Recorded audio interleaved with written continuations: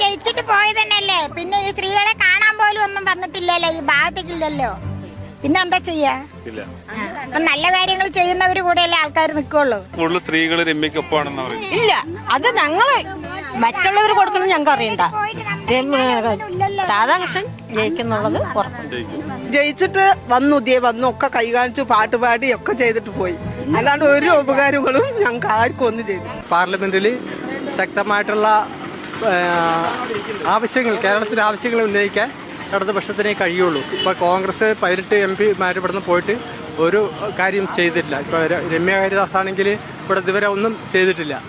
4 ലക്ഷം കഴിഞ്ഞ് പോയത് പാട്ട് പാടിയതുകൊണ്ട് പിന്നെ ഇവിടെ ആനുകൂല്യങ്ങൾ കിട്ടില്ല. തെരഞ്ഞെടുപ്പൊക്കെ വരാൻ പോകണം. ഇവിടെ ആരാ ജയിക്കാൻ പോണേ? രാധാകൃഷ്ണൻ ജയിക്കും. രാഷ്ട്രം ജയിക്കും, സംശയമൊന്നുമില്ല. ഒരു സംശയം ഇല്ല. ആരായിരിക്കും ഇവിടെ ജയിക്കാൻ പോണേ? ഇവിടെ ജയിക്കുന്നത് ഇനി രാധാകൃഷ്ണൻ തന്നെ ജയിക്കുള്ളൂ.